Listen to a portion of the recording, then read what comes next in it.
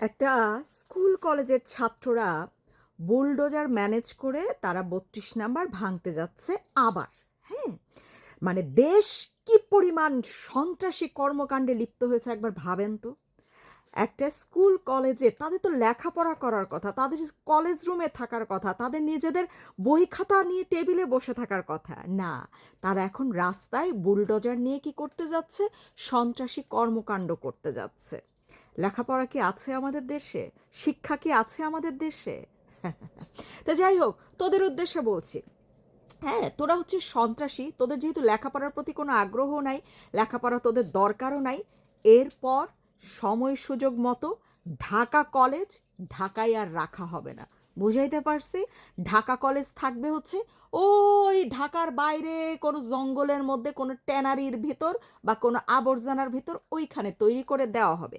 কারণ তোদের মন মানসিকতা যদি লেখাপড়া শিখে আবর্জনার মতন হয়, তা ঢাকার মতন এত বড় একটা জায়গা দখল করে তোদের কলেজ রাখার কোনো মানে হয় না।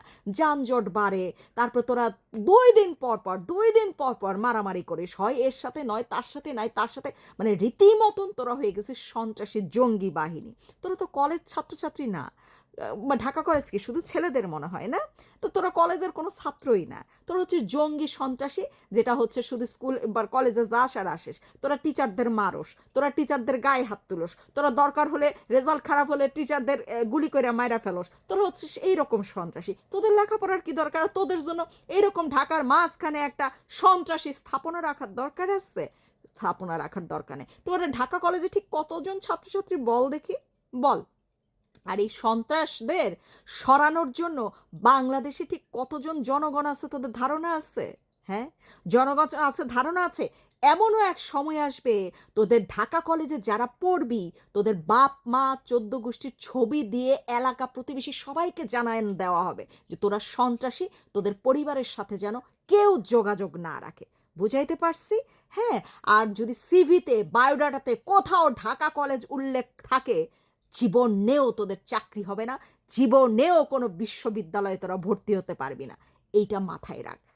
হুম, এইটা মাথায় রাখ। একটা সাধারণ জনগণ হিসেবে এটা বললাম যে তোদের যে বয়স, তোদের যে কর্মকাণ্ড হওয়া উচিত ছিল, সেটা না হয়ে তোরা যে কর্মকাণ্ড দেখাচ্ছিস, সেটার পরিণতি হবে ভয়ঙ্কর। তখন আবার বলিস না কিন্তু, আমরা বাচ্চা, আমরা নাদান, আমাদেরকে কেন পুলিশ ধরেছে, আমাদেরকে কেন আইনের আওতায় বিচার করা হবে না, এসব বাচ্চাদের বিচার যেন না হয়, আসমান কাঁপবে, আল্লাহ কাঁপবে।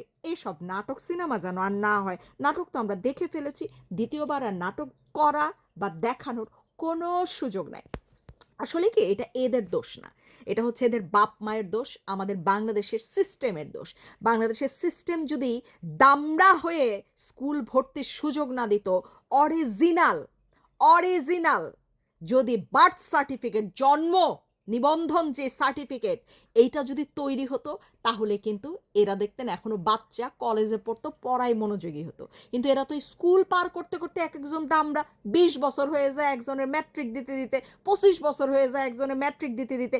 এর মানে তারা যখন কলেজে ভর্তি হয়, তখন তাদের বয়স হচ্ছে মোটামুটি 30 থেকে 35। 30 থেকে 35 বছরের এক ব্যাটা, জোয়ান ব্যাটা, হ্যাঁ, তো সন্ত্রাসী কর্মকাণ্ড করবি। হ্যাঁ, মধ্যে তো কোনো বাচ্চা সুলভ কোনো আচরণ থাকার কথা না, কলেজে পড়ার মতন কোনো আচরণ থাকার কথা না। হ্যাঁ, সন্ত্রাসী করতে পারে, সন্ত্রাসী কর্মকাণ্ডই করতে পারে, টাকার বিনিময়ে সব কিছু করতে পারে, টাকার বিনিময়ে যে কোনো কাজ করা যায়, এইগুলার বোধশক্তিও তাদের মধ্যে হয়ে যায়। এটা হচ্ছে আসল ব্যাপার। এই বার্থ জন্ম নিবন্ধন সার্টিফিকেট যতদিন আমাদের দেশে ঠিক না করা হবে, ততদিন আমাদের দেশ থেকে সন্ত্রাসবাদ সরানো খুব কঠিন, খুব কঠিন। তা যাই হোক, উল্লেখ করে রাখলাম, এমন দিন আসবে ঢাকা কলেজ সার্টিফিকেটে থাকলে না বিশ্ববিদ্যালয়ে ভর্তি হতে পারবি, আর না কোনো চাকরি পাবি। এটা মাথায় রাখিস, ঠিক আছে? জয় বাংলা, জয় বঙ্গবন্ধু। চালিয়ে যা। ওই যে বললাম, বিশ্বের যে চোখ, বিশ্বের যে ক্যামেরা, সব তোদের দেখছে, সব তোদের দেখছে। বাংলাদেশের জন্য দেখ না, সারা বিশ্ব এখন বন্ধ করে দিচ্ছে পাসপোর্ট, কি বলে ভিসা, সব বিশ্ব বন্ধ করে দিচ্ছে। তোদের জন্য এটাই দরকার। না পারবি বাইরে যাইতে, না পারবি দেশে কিছু কইরা খাইতে। ঠিক আছে? চ্যালেঞ্জ দিয়ে রাখলাম।